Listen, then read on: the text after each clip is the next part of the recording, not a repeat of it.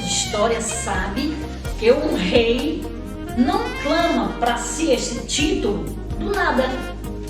Um rei deve pertencer a uma linhagem real. Assim, Mateus traça a linhagem de Jesus, a partir do pai dos israelitas, dos povos judeus, né? Esse foi quem? Abraão. Pois foi Abraão o primeiro que recebeu a promessa da vinda do Messias, do Redentor prometido a Israel. E depois desta citação de 14 gerações antes de Abraão, é que Mateus menciona as gerações posteriores ao grande rei de Israel, o rei Davi. Conexões entre o Velho Testamento. Depois de fazer o registro da linhagem familiar de Cristo, Mateus faz a narrativa do nascimento de Jesus. Já no capítulo 2, né? Já é no capítulo 2. Ele descreve exatamente como fora o nascimento de Jesus. Mateus fundamenta com este seu registro que for escrito no Velho Testamento, mencionando passagens bíblicas mais do que qualquer outro escritor do Novo Testamento. O que é que eu estou querendo dizer? Mateus enfatiza essa expressão: isto aconteceu para que se cumprisse o que foi dito pelo profeta. Então Mateus usa essa expressão inúmeras vezes no seu evangelho. Isto aconteceu para que se cumprisse o que fora falado pelo profeta. Dezenas de vezes Mateus menciona essa expressão no seu livro. Assim, o primeiro dos livros do Novo Testamento figura como o Evangelho, que faz a perfeita conexão entre o Velho e o Novo Testamento. Como já mencionei, Mateus inicia seu livro com as raízes genéticas de Jesus. Mas no desenrolar do livro, ele também destaca o contraste entre o Messias que ele conhecera. Mateus andou com Jesus. Mateus fazia parte da lista dos discípulos e apóstolos de Jesus. Então, ele, no seu livro, ele destaca esse contraste entre o Messias que ele conhecera e o Messias sonhado, pintado pelos judeus. Jesus, o rei de fato esperado há mais de alguns milhares de anos. Porém, Mateus destaca que ele veio para estabelecer um reino bem diferente daqueles que os judeus estavam esperando. Eles esperavam um rei guerrilheiro, estavam dispostos a pegar nas armas, na espada e de forma bélica lutar pela libertação de Israel. E não foi esse o reino que Jesus veio anunciar. Como ler o livro de Mateus? Mateus coleciona os ensinamentos de Jesus apresentados por ele mesmo em 5 distintas porções, e eu já mencionei para vocês. E agora eu só vou ler e vocês me acompanham na nossa apostila. A primeira seção destes ensinos está registrada, como já falei, no Sermão da Montanha, os capítulos 5, 6 e 7 de Mateus. A segunda seção dos ensinos está registrada no capítulo 10, quando Jesus dá importantes instruções aos seus discípulos sobre a importante missão deles no desafio da pregação das boas novas do Evangelho. A terceira grande seção dos ensinamentos de Jesus registra uma coletânea de parábolas sobre o reino dos céus e estão registradas no capítulo 13 do Evangelho de Mateus. No capítulo 18, nós temos ensinamentos de Jesus ministrando sobre a igreja, como sendo uma comunidade, e ele destaca também o caráter dos seus verdadeiros discípulos. Como deve ser o caráter de um verdadeiro seguidor de Jesus? Mateus descreve utilizando as próprias palavras de Jesus nos seus ensinamentos.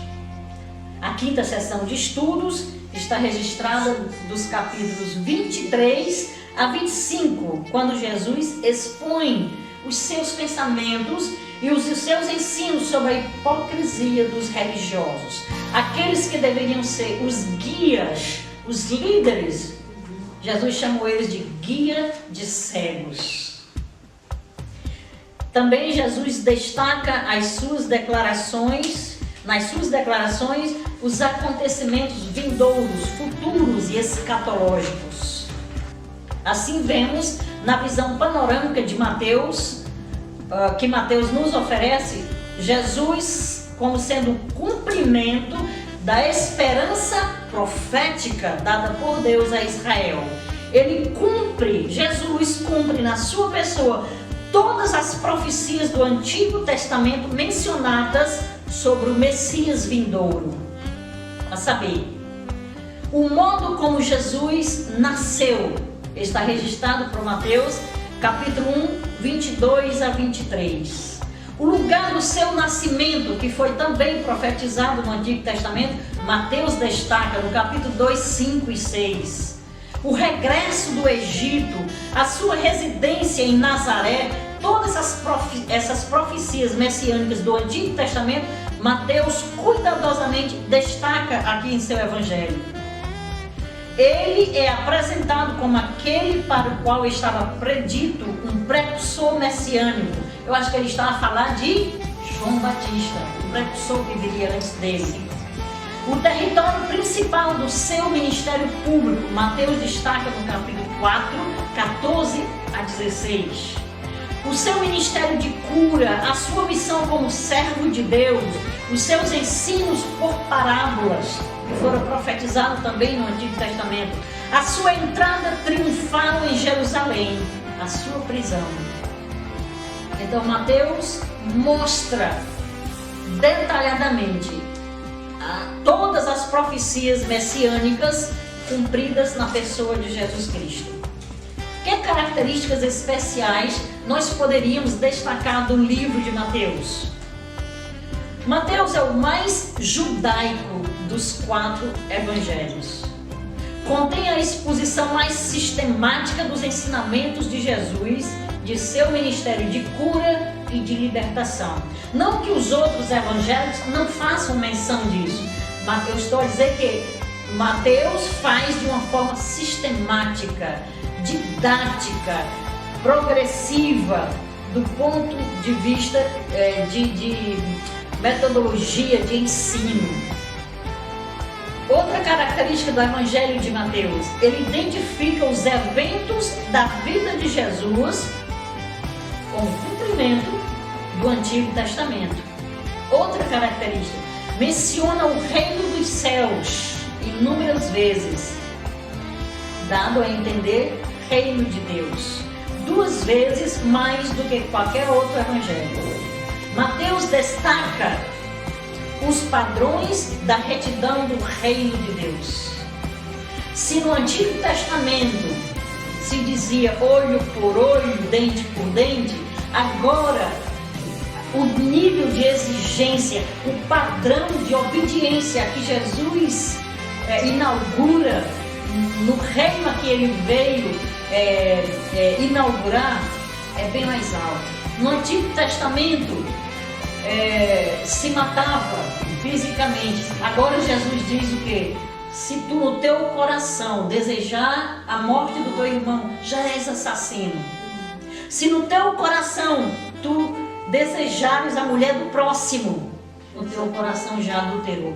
Então Mateus mostra que o nível de exigência, o padrão de submissão aos ensinamentos de Deus para as características do seu reino são bem destacadas no Evangelho de Mateus. Os padrões da retidão para aqueles que não só vão ver o reino de Deus, mas vão entrar e viver e expor e expressar o reino de Deus.